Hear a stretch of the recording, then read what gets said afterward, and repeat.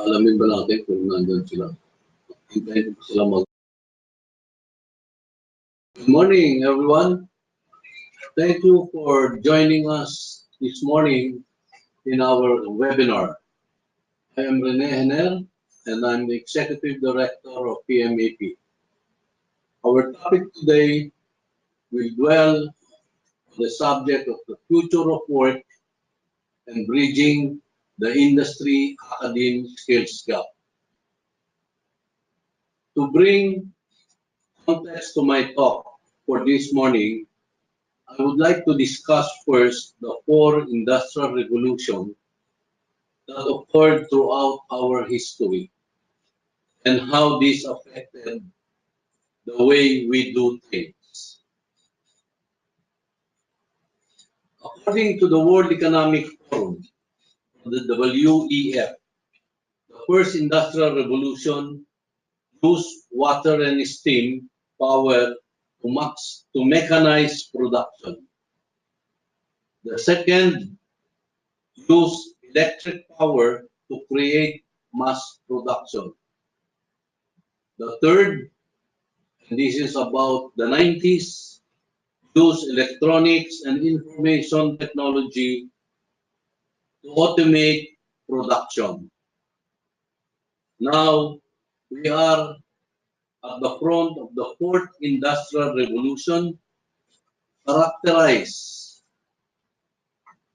by a fusion of technologies that is blurring the line between the physical, digital, and biological spheres. The 4th IR is evolving at an exponential rather than a linear pace. It is going on so very fast. Emerging technology breakthroughs in fields such as artificial intelligence, robotics, the Internet of Things, autonomous vehicles, 3D printing, that is already happening now, nanotechnology, biotechnology, and others. The emergence of the 4th industrial revolution disrupts almost every aspect of our working and daily lives. It requires every organization and individual to adapt and reinvent themselves in order to stay relevant and competitive. For us HR practitioners, we must be able to know and find out if we will be able to source the necessary talent and competencies to cope with the 4th industrial revolution. However, in PMAP's data from our research group, we found out for the past 3 years that we have a big gap between the graduates of Academe and the needs of industry. I will now discuss that gap. First, I will present to you the labor market situation in the country. The significant change in the global economy has created a challenging landscape in the labor market. The highly disruptive and complex technologies that happen in an unprecedented speed has in a way contributed to the perennial problem of academe industry mismatch. Since our society highly values education, parents tend to be hopeful that their children would land a promising career after graduation. The huge challenge now lies at the time where our youth are seeking employment versus employers looking for their employability skills. Let me repeat that. The huge challenge now lies at the time where our youth are seeking employment versus employers looking for their employability skills. In 2017, the data from the Commission on Higher Education said that there were 703,000 graduates in 2017. Of these, 202,000 are graduates of business administration, followed by education and teacher training at 138,000 graduates, and engineering and technology got the third spot, generating 82,000 graduates. On the other hand, this data shows us that the unemployment rate in the Philippines went down by about 0.2%. Along with this, the Philippine Statistics Authority in April 2018 reported that out of the more than 2 million unemployed persons, 45.8% are 15 to 24 years old. In addition, almost 20% of these 2 million unemployed people are college graduates. Reflecting on these skills, what really matters now is not necessarily the degree that one earns. Of course, it will help us in the technical aspect of things. However, regardless of whether an individual is a graduate of a 4-year degree course or has gone through college, the acid test lies in terms of the employability factors being looked for by employer. These employability factors are what we will term as the needed 21st century skills. With this vast number of college graduates, we recently asked top recruiters about the current state of our graduates. Their observations are as follows. Though tech-savvy and some performs well during job interviews, other key inputs are leaned towards their inability to exhibit loyalty, the tendency to do job hopping, and their inadequacy to perform the requirements of the job. Further, these hiring managers emphasize that most applicants lack the essential skills of communication, problem solving, critical thinking, and evaluating skills have also become scarce among the graduates. In particular, specialized trade skills focused on digital economy has also become rare among the graduates. In a study conducted by PMAP, we asked respondents what competencies are lacking among the best graduates. Results showed that the top 5 deficiencies from fresh graduates are critical thinking and problem solving, meaning the ability to identify, analyze, and evaluate situations and information in order to formulate responses to problems. Number 2, communication and collaboration, working in coordination with others to convey information or tackle problems. Number 3, ICT literacy, ability to use digital technology, communication tools, and or networks to process information. Number 4, initiative and self-direction, doing something on your own without having to be told to do it, and going above and beyond what is expected of you. Number 5, productivity and accountability, defined as the ability to create something and taking responsibility for the result or the output. Let me also share with you the highlights of the National English Report Card. This is based from the study we conducted together with Hopkins International Partners in January of 2018 and in partnership with the GAIN for the Government, Academe, and Industry Network. The first finding, the average Philippine college graduate scores at CEFR B1. If I may sidetrack, this is coming from a European English proficiency standard acceptable mostly in Europe and the West. Based on this, what is acceptable is CEFR B2, the lowest of which is A1, A2, B1, B2, and the highest is C1 and C2.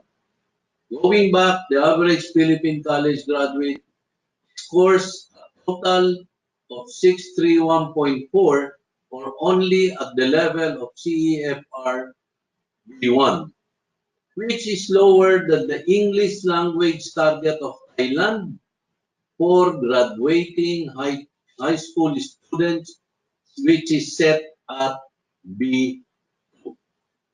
So our communication competencies for our college graduates is a lot inferior compared to the high school graduates of Thailand.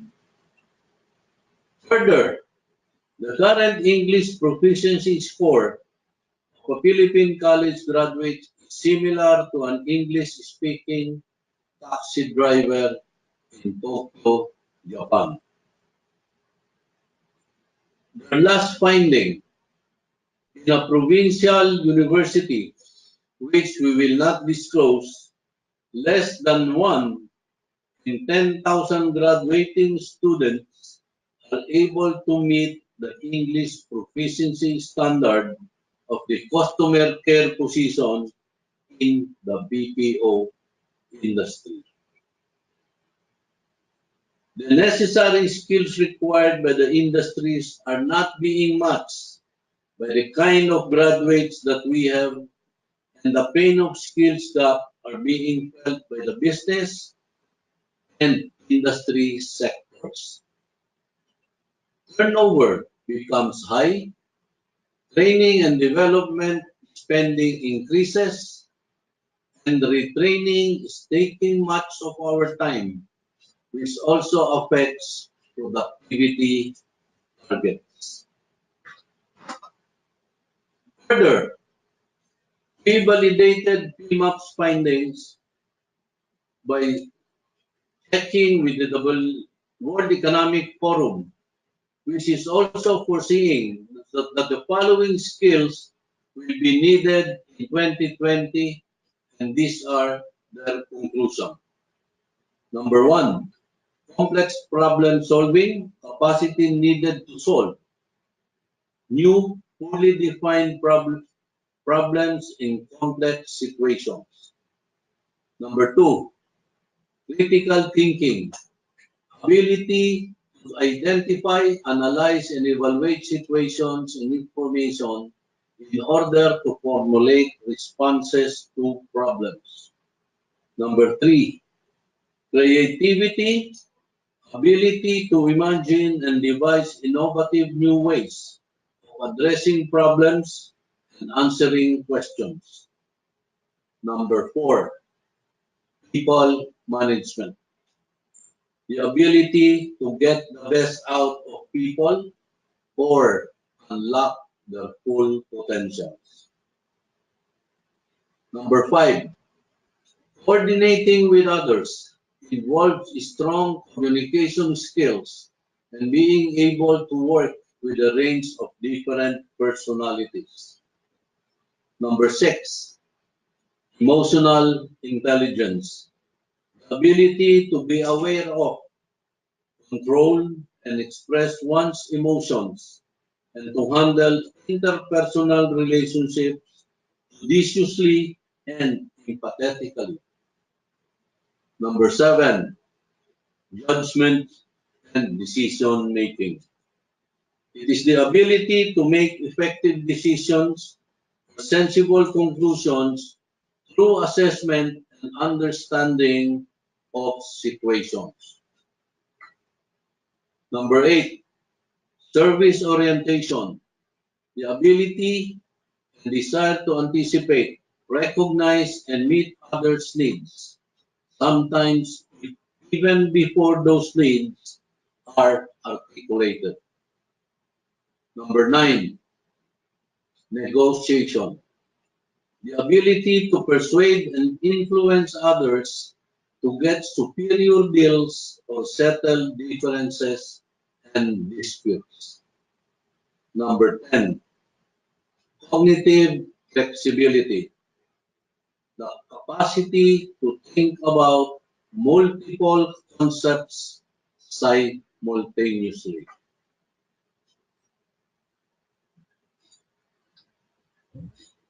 Looking forward, short-term along with long-term actions are needed to address this perennial problem.